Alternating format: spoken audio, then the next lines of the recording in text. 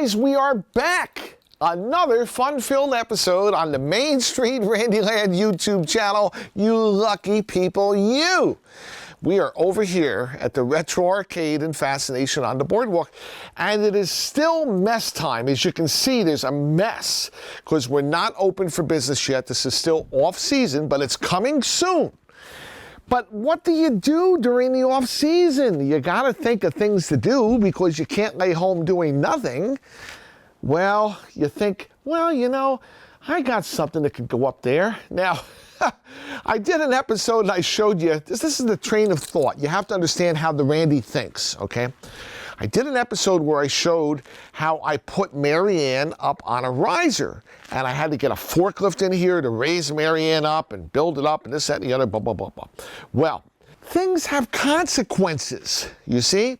So when I put Marianne up on this riser, it stuck out further than the wall at the angle, and now I had the back of Marianne exposed to visibility while people were in the arcade or walking by Fascination. So I had to figure, how can I cover the back side of the exposed section of Marianne? Well, the answer is simple. You put a giant double spinning wheel. That's what you do. So that way, it covers the back of Marianne. Now, if you can see around the borders of the wheel, you see Marianne is there, and she's just fine and dandy.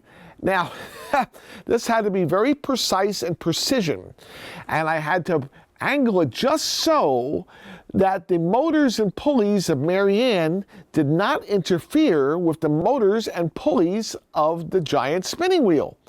And that's not a simple thing because this is a double wheel, so there are two motors, two pulleys, and they cannot interfere in any way with the other motions. Otherwise, you have a big mess. So how does one get a giant wheel hanging up there? You have to drill holes in your ceiling, and you have to put some support hooks, and then you have to get some straps and stretchies that you can hoist your wheel up and grab a hold of those anchor bolts and get it onto your wheel. Now, after you get the wheel up there, you build little legs so that it stands on the platform that is holding up Marianne so it has support. So all this just so I could have the wheel. And what does the wheel do? Well, first, one has to light the wheel. And we have, of course, the rope light on there right now. But when we're going to play with the wheel, we have to activate the wheel's lights. And yes, that's one of the stories that I told on my Facebook, how I had to go to Home Depot and get a special halogen LED light source in order to light my wheel. And of course, the one I picked out with the selectable warm light of a halogen was marked $49, and when I went to the register, it was $97, and that was not acceptable. So I was going to give up on the light project until I walked to the counter, and then I said, wait a minute, what am I wasting my time buying a pre-made system with a box when I could just get a light holder and a halogen LED bulb and use my conduit and bring it down to the back of the wheel to control into my master controllers. So I can turn my light off, I can turn my light on whenever I want to go. Now the wheel, that's a double spinner. What is a double spinner? There are two wheels in one. Those of you who haven't seen them on the boardwalk in a lot of years aren't familiar with them at all. But normally, there's only one wheel at a game stand. That would be the wheel you see there. Listen to that sound. That's a magical sound that you hear on the boardwalk. And as the wheel slows down,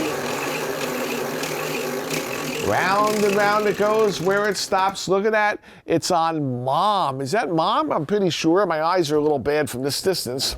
May? Okay, well, it's not quite May yet, but May is the winner. And that's what you would get if you bet on that number, you would get a prize. So the wheel would spin.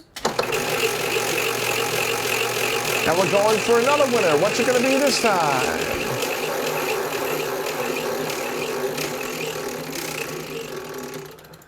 Oh, it was almost May again. What is that, Bev? I can't see from here. Could be Bob. They use a lot of generic names. Now, wheels are custom painted, and they're always painted in such a way so that they look like there's less numbers than there actually are. So when you first look at that wheel, you clearly see the big 0, the 1, and the 2.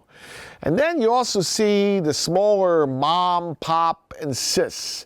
So at first glance, you would figure there's 6 numbers on that wheel. And when I say numbers, it's numbers and names. Now, some unscrupulous stand owners over the years would say only 3 numbers. Well, technically there are only 3 numbers, 0, 1, and 2.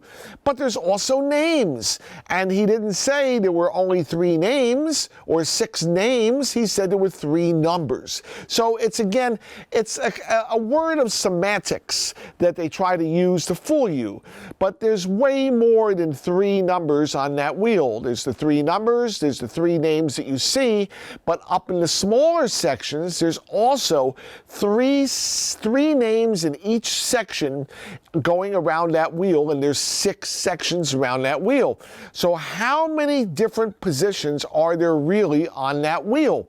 1, 2, 3, 4, 5, 6, 7, 8, 9, 10, 11, 12, 13, 14, 15, 16, 17, 18, 19, 20. Looks like it's a 24 number wheel. Did I do my math right? There's 24 sections.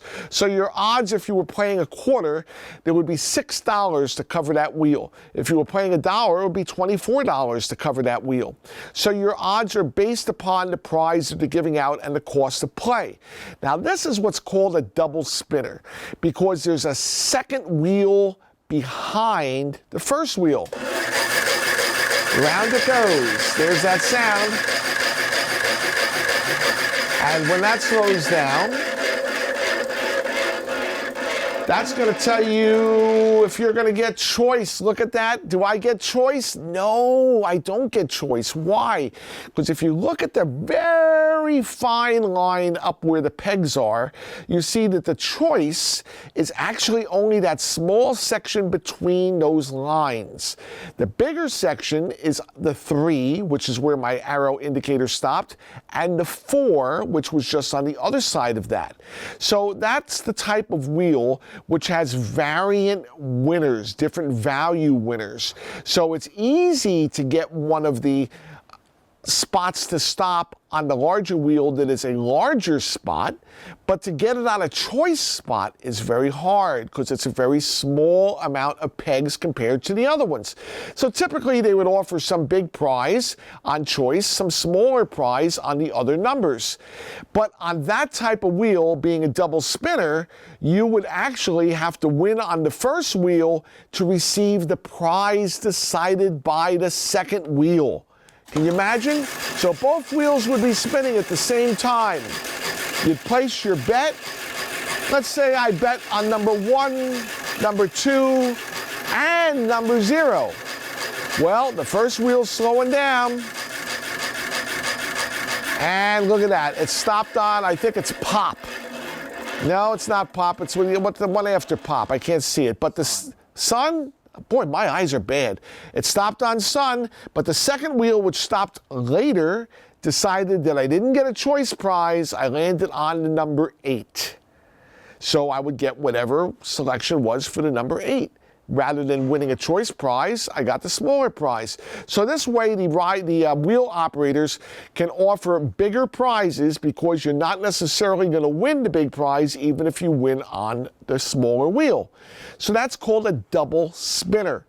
Double spinners were not common on the boardwalk. That's a very, very expensive piece of equipment because just the single wheel in the middle has the Park Sales super clutch, as does the outer wheel have a super clutch. You have 2 super clutches that are built in one another because the axle runs in common.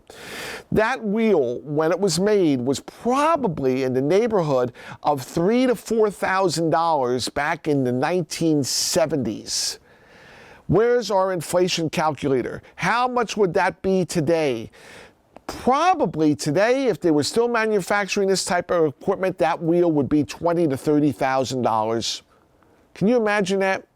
And it would always run with the 2 wheels spinning together.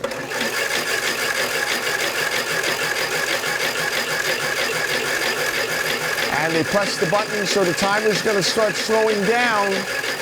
First wheel should stop first, followed by the second wheel coming down to decide your prize. Look at that. I almost had choice, just missed the choice, but that's how you play a double spinner. Now, because I'm not sure how I'm going to use that here in the arcade, I have made controls so I can run the wheels independently, just as I was showing you in the beginning. If I want to run the outer wheel only, I can do that by my remote control.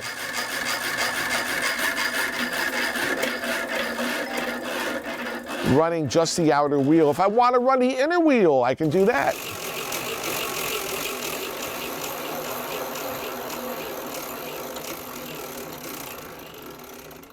If I want to run them both, I can do that. And if I want the outer wheel to stop first, I can do that. And then stop the inner wheel.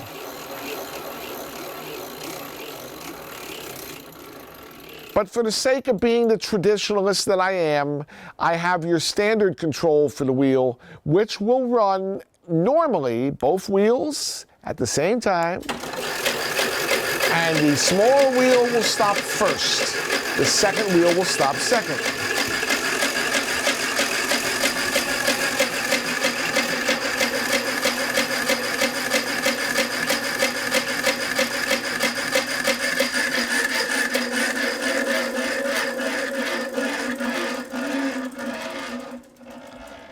And there you have the double spinner wheel.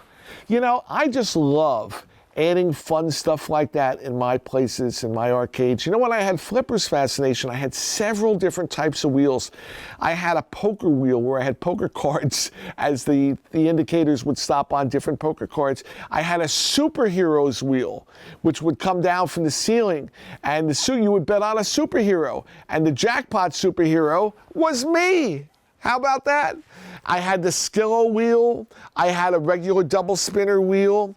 I had all these fun things that would go along with the game because there were extra bonuses. Now, I'm not sure how I'm going to utilize that wheel in the arcade, but I had a spot available behind Mary Ann's. So, of course, you spend your time digging out a wheel, preparing it, putting it up there, hanging it from the ceiling, drilling holes in the concrete, hoisting it up there. Then you got to build your controls. They got to be remote controls so I can run them along with the Fascination and all the things of this nature without interfering frequencies. The stuff just drives you crazy at night. But this is the way it is, and this is my life, which is the best way to go. The fun stuff. Where else could it be but the Main Street Randyland YouTube channel? We'll see you next time. Fun, fun, fun. Let's spin the wheel.